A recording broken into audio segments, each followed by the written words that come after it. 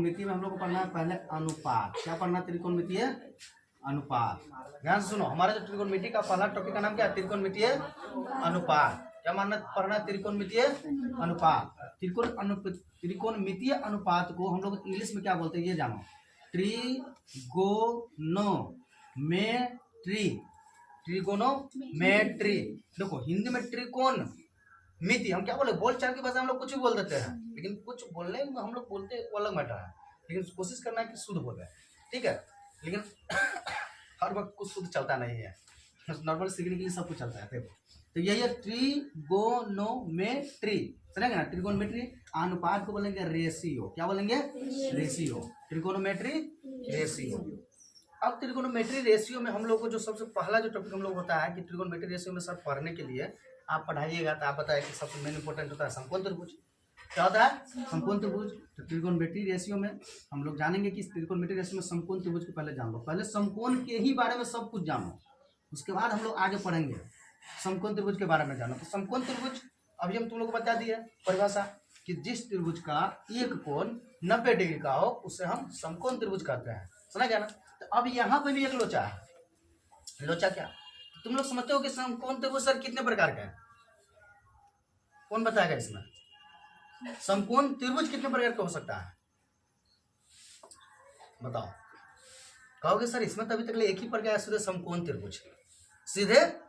देखो ये प्रकार अगर जान लोगे ना तो ऑब्जेक्टिव क्वेश्चन बनाने में एकदम क्वेश्चन दो आंसर मार के निकल जाओगे, जहां तुमको एंगल का मान निकालना रहेगा। प्रकार से वहां एंगल का मान होता है। समकोण त्रिभुज को भी हम दो प्रकार से लिख सकते हैं। कितने प्रकार से लिख सकते हैं? दो प्रकार से लिख सकते हैं। हम क्यों बोल नहीं सकते हैं? क्योंकि कोई आदमी से मान लो तुम लोग कहो कहीं पर है, एक ही प्रकार का होता है, इतना देर से कहा दो प्रकार पर है। अरे होता है, देखो कैसे होता है। दो प्रकार का हम इसको लिख सकते हैं। क्यों लिख सकते हैं? तो देखो भुजा के आधार पर, किस आधार पर लिखेंगे? भुजा पर। अब मान लो एक हम समकोण त्रिभुज का ये फिगर बना रहा है, ध्यान से देखो। मान लो ये एक समकोण त्रिभुज का फिगर बना है, ठीक है। एक दूसरा एक समकोण त्रिभुज का फिगर बना रहा है। दोनों में कुछ अंतर दिख रहा है तुम लोग को? बताओ। ये दोनों भुजा एक समान दिख रहा है, दोनों भुजा, लेकिन सर जी इसका भुजा अलग अलग है। यही है दो प्रकार। सर जी जब ये दोनों भुजा एक समान दिख रहा है तो ज्योमेट्री का कंसेप्ट क्या कहता है कि समकोण का तो एक कोण 90 डिग्री का होता है, इसका मतलब ये भी सर 90, ये भी 90 लिख सकते हो। हम समझाने के लिए यहाँ पर तुम लोग लिख देते हैं। दोनों का एक एक कोण कितना हो गया? तो सर जी जब ये दोनों का एक कोण 90 का, तो अभी देखो इसलिए ना पड़े कि त्रिभुज जानो, जिस त्रिभुज की दो भुजा बराबर उसका दो कोण भी क्या होगा? जिस त्रिभुज का दो भुजा बराबर उसका दो कोण भी बराबर। तो इस दोनों का जब दोनों भुजा बराबर तो क्या ये दोनों अलग अलग होगा? अगर ये थीटा तो ये भी, ये 45 तो ये भी 45 के अलावा संभव ही है? हो ही नहीं सकता, क्योंकि सर एक 90 तो ऑलरेडी ले चुका है। एक को 49 करे, एक को मान लो 45 कर लो, एक को एज्यूम कर लो कि एक को 44 कर देते हैं, एक को 46 कर लेता है।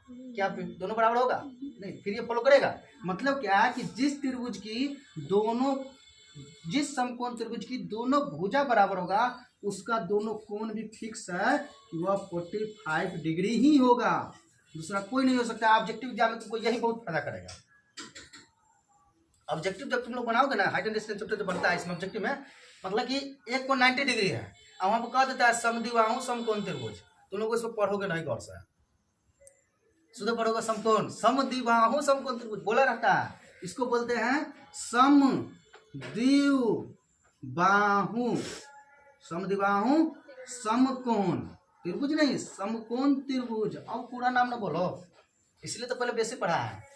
समद्विबाहु समकोण त्रिभुज, क्योंकि इसका दोनों भुजा का मान क्या है? बराबर। तो दोनों कोण भी मान क्या होगा? बराबर होगा। अब यहाँ मान लो तुमको यहाँ पर कुछ दे, यहाँ पर जब मान लो 90 डिग्री, जब बोल दिया समद्विबाहु समकोण त्रिभुज, यहाँ पर 45 डिग्री दे, अगर दे दिया 45 डिग्री, तो बताओ क्या इसको सोल्व करने जाओगे? हमको कंसेप्ट याद रहेगा सर, प्रॉपर्टी ध्यान में रहेगा तो शुद्ध मार्क निकल जाएंगे। और नहीं प्रॉपर्टी याद है तो बेसिक रूल तो पता है ना, sum of all angles of a triangle is equal to 180 degree. तो angle A plus B plus C और सोल्व करके वैल्यू निकालेंगे तो ये आएगा 45, क्योंकि तीनों कोणों का मान अगर 180 डिग्री है तो ये हो गया 45, सॉरी ये हो गया 45, ये हो गया 90।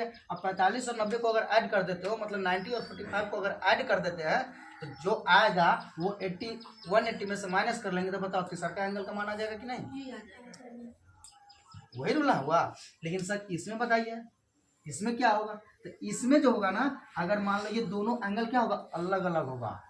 क्यों अलग अलग होगा? कि अभी तुम लोग पढ़ो विषमबाहु त्रिभुज, एस्क्लेंट ट्रायंगल पढ़े हो ना, जिसका तीनों भुजाओं का मान अलग अलग, तो तीनों कोण का मान भी। अब अगर ये 90 है तो क्या ये दोनों में से कोई 90 तो हो ही नहीं सकता है, क्योंकि जब ये 90 होगा तो दूसरा का 90 तो होगा ही नहीं कभी भी, क्योंकि त्रिभुज का ये नियम है।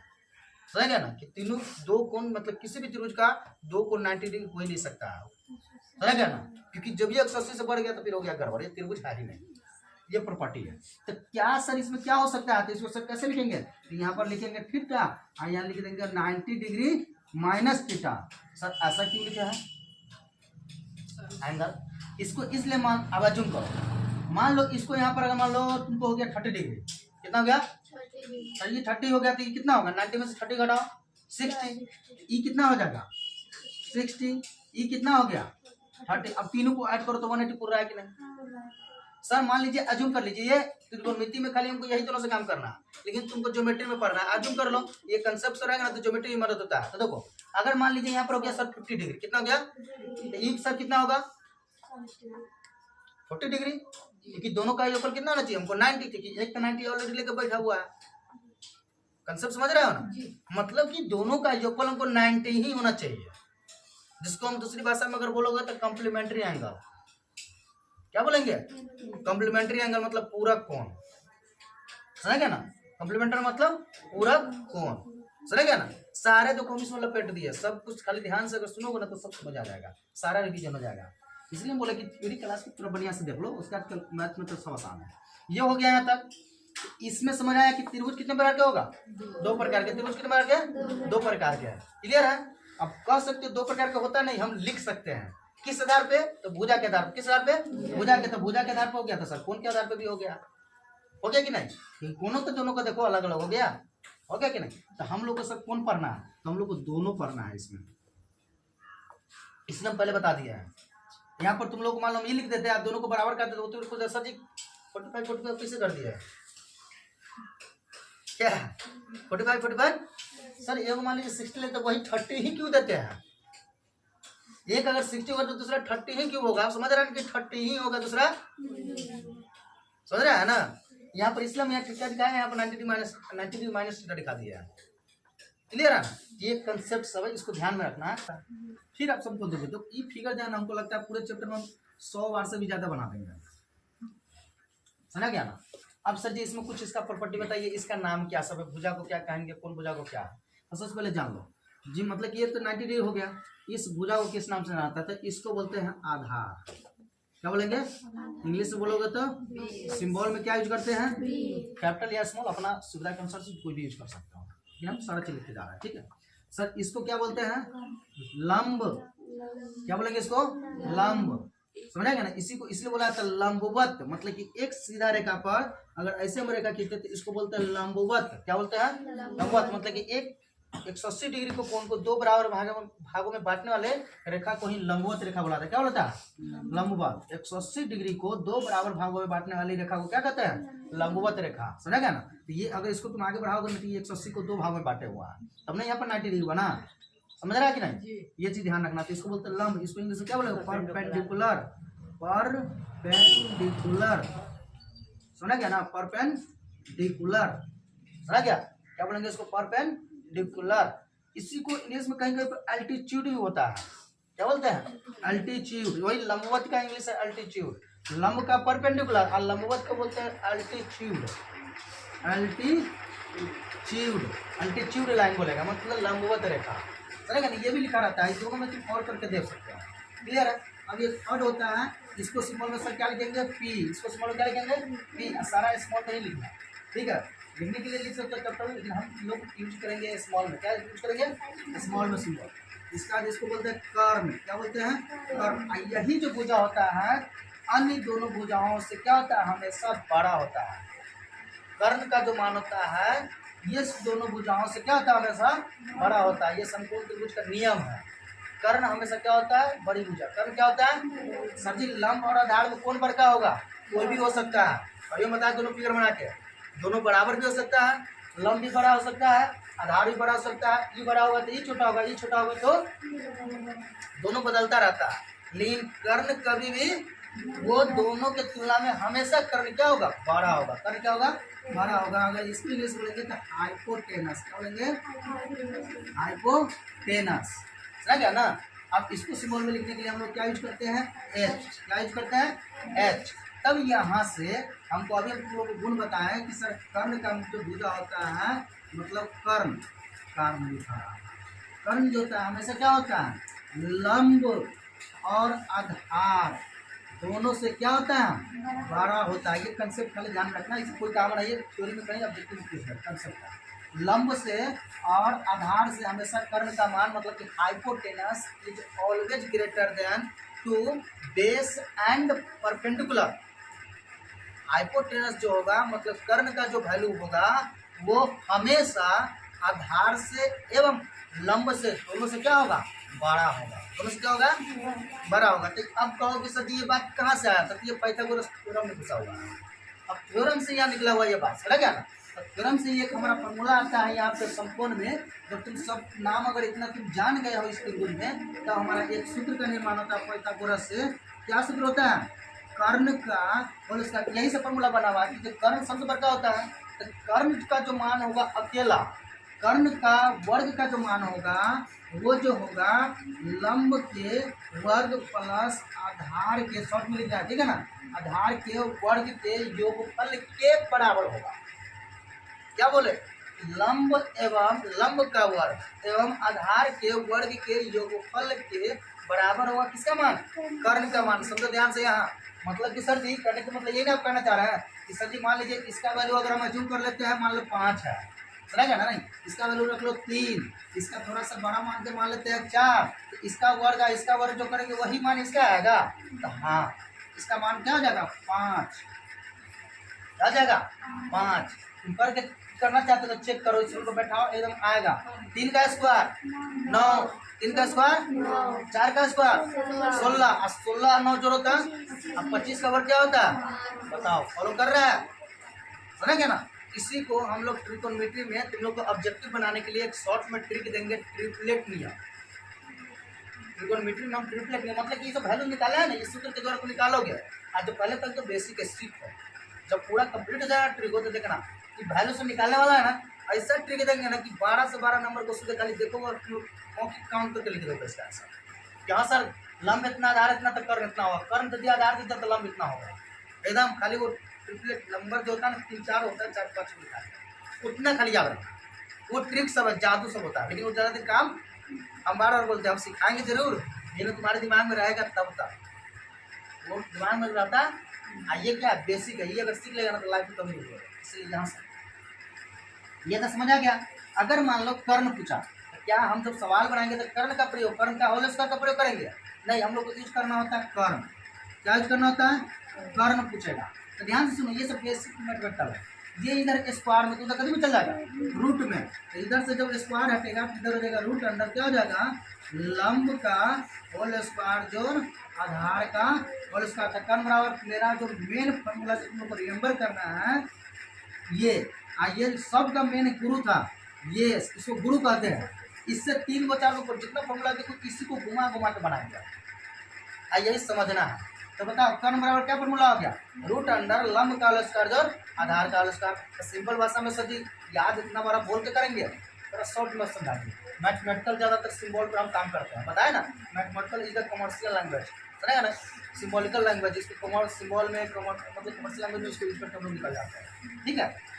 ये लिटरेचर नहीं है, थोड़ा सा ये अलग है। देखो कर्ण का सिंबल हम क्या लिखे थे एच, इसके बदले में क्या लिखेंगे एच। फिर रूट अंडर लंब का सिंबल क्या लिखे थे पी, क्या लिखेंगे पी का होल स्क्वायर प्लस आधार का सिंबल क्या लिखे थे बी, क्या लिखे थे बी, तो क्या हो जाएगा बी का होल स्क्वायर। तो क्या याद करोगे एच बराबर रूट अंडर पी का होल स्क्वायर प्लस बी का होल स्क्वायर। एच बराबर रूट अंडर, बोलो मेरे साथ, एच बराबर रूट अंडर पी का होल स्क्वायर प्लस बी का होल स्क्वायर। मतलब कि ऐसा ही यूज करके इसको याद करना ना, मतलब बहुत आसान हो जाएगा, सुनेगा।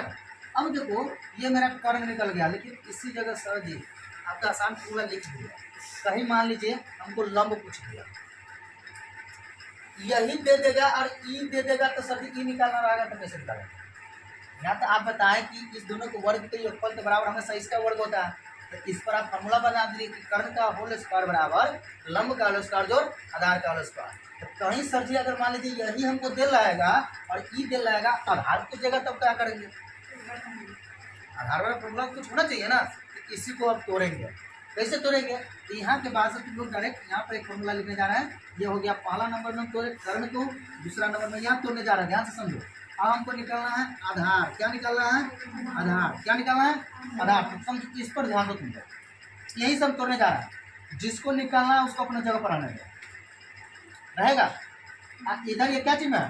प्लस में। इधर कद में चलाएगा माइनस में, मतलब कि हम आधार का होल स्क्वायर सर जी कह सकते हैं कर्ण का होल स्क्वायर माइनस लंब का। देखो ना ध्यान से, ये तो अपना जगह पर बैठा हुआ है, इधर ये प्लस में, तो इधर कर्ण माइनस क्या हो गया? लंब। स्क्वायर में तो जिस फॉर्म में उस फॉर्म में लिख दो, क्लियर? उसी ढंग से तो क्या सर फॉर्मूला में यूज करेंगे? हाँ, आधार यूज करना है। क्या यूज करना है? आधार। आधार बराबर बस ऐसे लगा देना, शॉर्ट में लिखो आधार बराबर, सब सिंबल पर शॉर्ट में करेंगे। तो आधार का अगर निकालना हो तो इधर स्क्वायर में, तो इधर रूट में। तो रूट बराबर क्या हो जाएगा? मतलब क्या हो जाएगा? कर्ण का होल स्क्वायर माइनस क्या हो जाएगा? लंब का होल स्क्वायर। मतलब कि आधार बराबर फॉर्मूला पूछेगा तो तुमको इस फॉर्मूला को बताना है। आधार बराबर रूट अंडर कर्ण का होल स्क्वायर माइनस लंब का होल स्क्वायर, कर्ण का होल स्क्वायर माइनस लंब का। और इसका सर सिंबल में बताइए ताकि आसान से। आधार के सिंबल क्या लिखते हैं? बी। सर जी इसका कर्ण का सिंबल क्या लिखते हैं? एच। क्या लिखते हैं? एच। माइनस लंब का सिंबल क्या लिखते हैं? ई। तो क्या याद करोगे? बी बराबर root under H square minus B बराबर root under H square minus, याद रहेगा ना तुमको? याद इसी में करना है, हम बार बार बता रहे हैं। सिंबल में जितना ज़्यादा याद करोगे ना उतना मैथ आसान होता है। शॉर्टकट गलती से बचोगे, ज़्यादा दिमाग में रिमेंबर करने की जरूरत है। ऐसे याद करने की आवश्यकता ही नहीं होता है। जिस ढंग से हम समझा रहा है, खाली दिमाग में एक कंसेप्ट को समझ लो। देखिए वो यहाँ मेन सबसे गुरु बैठा हुआ है और गुरु जी सबको घुमा रहे हैं, समझ गया ना? अब जैसे जैसे घुमा रहा है वैसे वैसे फॉर्मूला बन रहा है। तो ये आधार निकल गया, हमारा कर्ण निकल गया। अब कौन बचा हुआ है? लंब। कौन बचा हुआ है? लंब। अब तीसरे नंबर में यहाँ पर हम लंब को देखेंगे। लंब जिसको निकालना बस वैसा बैठा लो, लंब का होल स्क्वायर। अब देखो यही में ना लंब को हमको रखना है, क्योंकि लंब का मान निकालना। तो बताओ इधर ये प्लस में इधर कद में चलाएगा? हाँ ध्यान इधर समझो, इधर ये प्लस में इधर कद में चलाएगा? माइनस में। तो क्या हो जाएगा? कर्ण का होल स्क्वायर माइनस आधार का होल स्क्वायर। कर्ण का होल स्क्वायर माइनस आधार का होल स्क्वायर। फिर सर जी इसको स्क्वायर में तो स्क्वायर हटाइए, तो क्या हो जाएगा? लंब बराबर रूट अंडर कर्ण का होल स्क्वायर माइनस आधार का। अभी भी तुम लोग को बता रहे हैं हमेशा स्क्वायर करना ब्रैकेट लगा वाले दे रहा है, ध्यान जब स्क्वायर लगा कर बिना ब्रैकेट मान लो कभी कोई माइनस रहेगा ना तो ये गलती कर जाओगे, समझेगा ना? इसलिए आदत बनाओ। अच्छा अब मान लो ये लंब है, लंब का सिंबल क्या होता है? पी। रूट अंडर क्या हो जाएगा? H square minus B square. ये हमारा हो गया कितना फॉर्मूला हो गया? थर्ड। पहला नंबर में, दूसरा नंबर में ये हो गया, समझ गया? और तीसरा नंबर में हमारा ये हो गया। इस तीनों फार्मूला को पहले हमको क्या करना है? इसका वैल्यू निकालने के लिए ये हमारा समझ गया ना? इसमें अभी इसी में चलना है, हम लोग को इसी में घुमाएंगे के लिए, ठीक है? समझ गया? यहाँ 90 डिग्री है तो जान लिया, इसमें किसी को दिक्कत नहीं। अब देखो यहाँ से क्या करेंगे, ये पॉइंट मान लो, इसका नाम दो ए। क्या नाम दो? ए। इसका नाम हो गया बी और इसका नाम हो गया सी। यहाँ से मतलब ये ऐसे आ गया और ये इस पर परपेंडिकुलर ऐसे गिरा, ठीक है? तो ये जो हमारा जो मान लो इस पर ऐसे और ये जो रेखा है ये ऐसे, ये इधर से आया और ये इधर से आया। दिखा सकते हो या इधर से दिखा सकते हो, इधर जाएगा इधर जाएगा, कैसे दिखाना है इसको मतलब, समझ गया? लेकिन मुद्दा ये रखना है कि यहाँ पे हमारा जो पॉइंट है ए, क्या ये ए है, समझ गया? वो एरो चिन्ह कोई काम करना है, हमको समझना है। अगर मान लो ये एंगल हमारा ले लेते हैं, इसका नाम दे दिए ए, इसके लिए मेरा सम्मुख भुजा कौन होगा? जैसे हम ऐसे खड़ा है तो हमारे सामने कौन है? तुम लोग। हमारे सामने कौन है? तुम लोग है। तो हमेशा इसमें यही चीज बोले कि सब कुछ पढ़ने के बावजूद यहाँ गलती करोगे कि यही मेन है पूरे ट्रिग्नोमेट्री में, यही सब मेन है, समूह भुजा जानकारी रखना होता है। तो समकोण में नियम होता है कि कोण के जस्ट सामने वाला भुजा, कौन सा भुजा, सामने वाला भुजा ही लंब कहलाता है। इस त्रिकोणमिति में आप मुझसे क्या बोले कि लंब और आधार हमेशा बदलता रहेगा, बोले थे ना, कर्ण बदलेगा नहीं, लंब और आधार कभी ये लंब बनेगा, कभी ये लंब बनेगा, कभी ये आधार बनेगा, कभी ये आधार बनेगा, मतलब कि चेंज होता रहता है। तो कैसे चेंज होता है, तो वहाँ त्रिकोणमिति बोलता है एंगल ए, इसका नाम ए बी सी, तो कहेगा एंगल सी के लिए लंब भुजा कौन है, तो इसके लिए लंब कौन हो जाएगा, तो यहाँ पर आप इसके लिए लंब, कर्ण कभी बदलने वाला है नहीं, तो यहाँ जान लो कि एंगल ए के लिए, यही मेन समझना है, लंब लंब भुजा कौन हो जाएगा, एंगल ए के लिए ना बोले, क्या हो जाएगा बी सी, क्या हो जाएगा बी सी, एंगल ए के लिए बी सी। अगर एंगल सी ना, एंगल सी के लिए लंब भुजा, एंगल सी के लिए लंब भुजा कौन हो जाएगा, ए बी या बी है, होगा कि नहीं। लंबे देखो इसके लिए लंब यह हो गया, तो कहो कि सर अगर मान लीजिए ये एंगल नहीं दिया, अब जैसे हम समझाना देखो अलग किया हो गया, यहाँ पर ये 90 है, यहाँ पर बन गया थीटा। बताइए सर इस A B C angle A के लिए लंब कौन होगा, लंब बी सी, आधार कौन हो जाएगा सर, जब ये लंब हो गया तो ये क्या हो जाएगा आधार, ये लंब हो गया तो ये क्या, ये कभी चेंज होगा, कर्ण कभी चेंज होगा, कर्ण कभी भी चेंज नहीं होता, बोले थे ना कर्ण कभी चेंज नहीं होता है। तो सर ये लंब हो गया, तो इसके लिए अगर इस एंगल के लिए हम काम करेंगे तो ये हो गया लंब और ये हो जाएगा आधार, ये हो गया लंब और ये हो गया, इसके लिए हम बताए तो देखो हम दोनों इसमें दिखा दिए, इसलिए हम नाम लिख दिए। एंगल ए के लिए मतलब कोण ए के लिए अगर लंब भुजा की बात करेगा तो हो जाएगा बी, ए के लिए हो जाएगा बी सी, और एंगल सी के लिए करेगा तो ए बी या बी ए, समझ गया ना। चेंज कर्ण चेंज होने वाला नहीं है, कर्ण चेंज होने वाला, ये चीज समझ आया। इसी को बोलते हैं संकलन भुजा और सम्मुख भुजा, क्या बोलते हैं, संकलन भुजा और सम्मुख भुजा। तो देखो ए के लिए ये सामने है तो इसको बोलेंगे सम्मुख भुजा, क्या बोलेंगे, सम्मुख भुजा को ही, सम्मुख भुजा को ही लंब कहते हैं, सम्मुख भुजा को ही क्या कहते हैं लंब, और जिसके साथ वो जुड़ा हो, तो ये जो एंगल ए जो जुड़ा हुआ है ये इसके साथ है ना, तो इसको बोलते हैं संकलन, क्या बोलते हैं संकलन, आधा का होगा ना संकलन भुजा, हिंदी का शुद्धिकरण लोग ध्यान, ठीक है, संकलन भुजा क्लियर है। ये हो गया सम्मुख भुजा और ये हो गया संकलन भुजा। हमेशा ध्यान रखना कि आधार हमेशा संकलन भुजा और लंब हमेशा सम्मुख भुजा, आधार हमेशा संकलन भुजा और लंब हमेशा, आधार हमेशा संकलन, आधार हमेशा संकलन मतलब कौन, जिस पर वो आश्रित है, जिसके साथ एंगल है,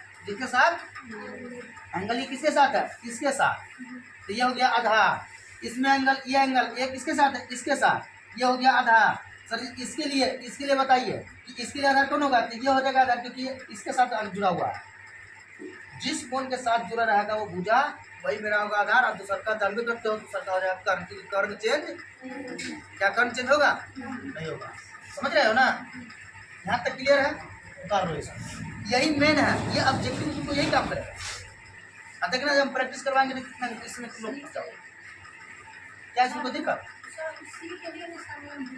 सी के लिए संकलन भुजा हमारा, हाँ ये हाँ नहीं, ये जो है ना ये संकलन भुजा ए के लिए है, ए के लिए आधार, संकलन भुजा को ही आधार बोलते हैं, क्या बोलते हैं, सम्मुख भुजा को क्या बोलते हैं लंब, याद लिखिए ना, सम्मुख भुजा ही लंब है, सम्मुख भुजा ही लंब है, लेकिन संकलन भुजा ए के लिए हम यहाँ सी दिया है, ए के लिए ये हो गया लंब और ये हो गया आधार, समझ गया ना।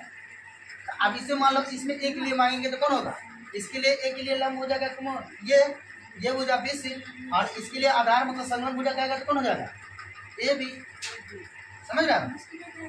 हाँ अरे इतना ना दिमाग में पड़ो, सीधे सिंपल रखो, तू हमारा सामने तो हो गया लंब, कौन हो गया, बाकी देखो बच गया आधार है वो कर्म होता है, इतना क्या समझेगा, ये तो थ्योरी है इसलिए तुमको लिखा है।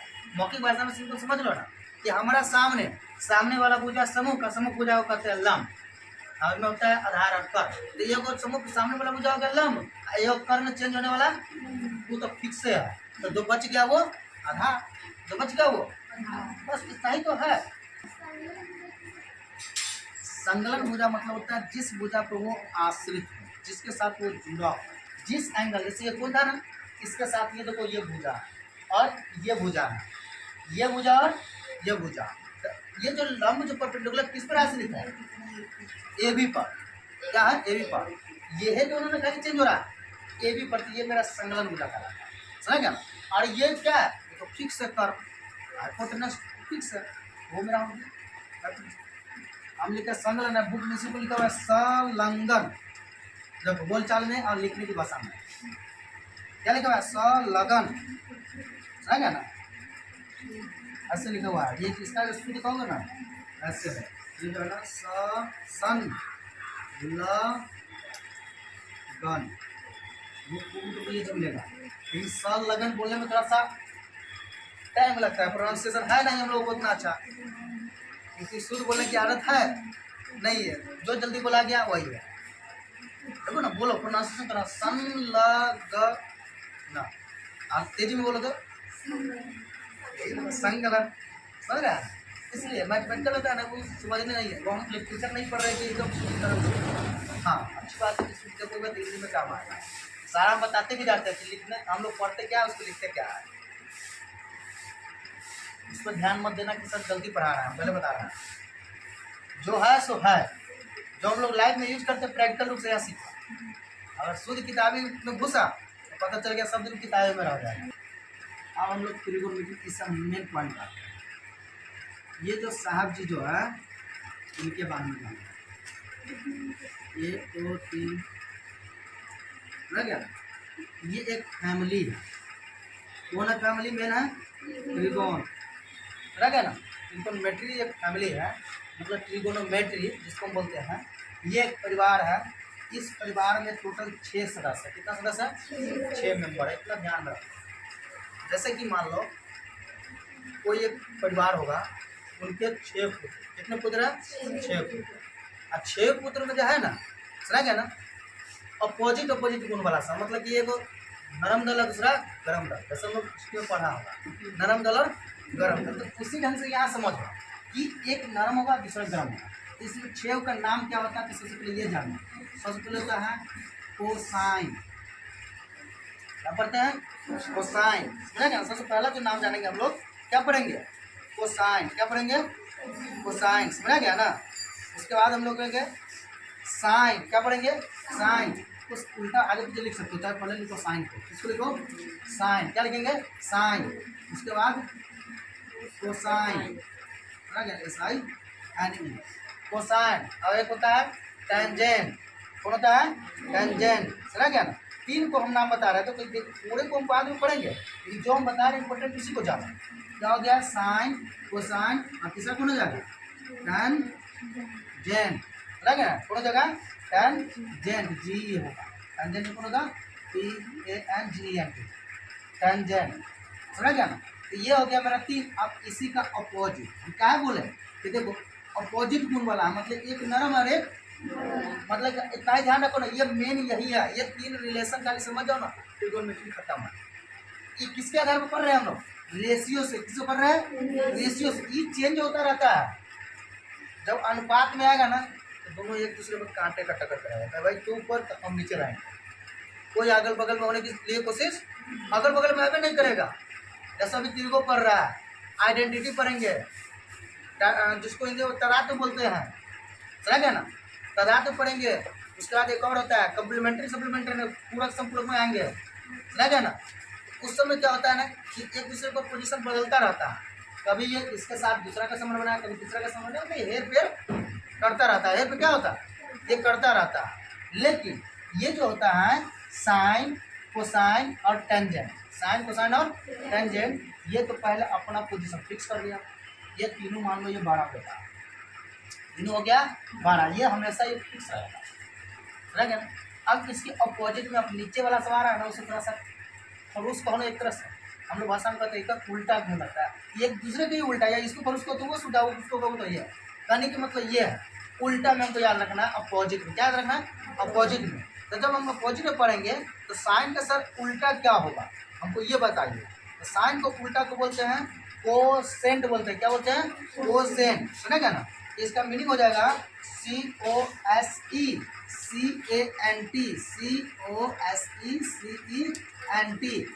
कोसेंट। ये हमारा कोसाइन है सर, इसका मीनिंग क्या हो जाएगा कि सेकेंड SECANT सेकेंड, ठीक है। इसको बोलेंगे कॉटेंट, क्या बोलेंगे कॉटेंट, जिसको हम कोटेंजेंट बोलते हैं COTANGENT कोटेंजेंट। प्रोनाउंसिएशन थोड़ा सा शुद्ध करने की कोशिश करो, कोटेंजेंट, समझ गया ना कोटेंजेंट, क्या होगा कोटेंजेंट, समझ गया ना। यहाँ तक कोई दिक्कत, किसी को यहाँ तक कोई दिक्कत है? क्या हो गया साइन का उल्टा कोसेंट, कोसाइन का उल्टा सेकेंड, टेंजेंट का उल्टा कोटेंजेंट। सभी तो इसका ओरिजिनल नाम है, छऊ बेटा का ये ओरिजिनल नाम। क्या अपने गांव में अगर किसी को बुलाना है तो क्या ओरिजिनल नाम से किसी को बुलाते हो? सब कोड भाषा में यूज किया हुआ। तो सर जी इसका भी कोड भाषा बताइए ना जो आसानी से बोलेंगे, आसानी वाला याद करो। ये तो ओरिजिनल नाम है, थ्योरी ये सब तुम लोग कॉपी पैक करने के लिए एक सिंपल भाषा है। तुम लोग किसी को पढ़ाना होगा तो इतना चीज़ जानोगे, पेयर बनाओगे, हाँ बढ़िया से रटोगे, दिमाग में सेट करोगे, इसके लिए है, समझा क्या। हम भी कभी पढ़ाने के नहीं सोचे थे, इसलिए पढ़ाने तो दिखाने का मतलब है कि हम जान गए होंगे कि इसका सिंपल भाषा क्या होता है। सिंपल भाषा में क्या होता है कि मेन जान लो साइन SINE, साइन का उल्टा हो जाएगा कोसेक, क्या लिखेंगे अब देखो इसका भाषा में कोसेंट, क्या इतना बड़ा बोलेंगे सीधे उल्टा रटो, साइन का उल्टा कोसेक, साइन का उल्टा, साइन का उल्टा, साइन का उल्टा। अब आएगा दूसरा कॉस, कौन हो जाएगा कॉस, कॉस का उल्टा देखो शॉर्ट में पूरा तो कोसाइन, हम सिर्फ क्या कर रहे हैं कॉस, 3 लेटर उठा लिया बाकी सब हट जाए, क्या बोले कॉस, कॉस का उल्टा से, कॉस का उल्टा, कॉस का उल्टा, कॉस का उल्टा। अब आता है तीसरा नंबर में टैन, और टैन का जो अपोजिट हम अगर करते हैं तो क्या हो जाता है कॉट। देखो ना सबका शुरुआती 1 2 3 अक्षर उठा उठा करता है। तो बताओ ये याद करना आसान कि याद करना आसान? नीचे वाला याद करना आसान, मेरे साथ बोलोगे तो 2 बार में याद हो जाएगा। बोलो साइन का उल्टा, साइन का अपोजिट, साइन का अपोजिट कॉस से, साइन का उल्टा, साइन का उल्टा कॉस का उल्टा, कॉस का उल्टा टैन का उल्टा, टैन का उल्टा। हो गया याद होगा कि नहीं? अब समझ आया?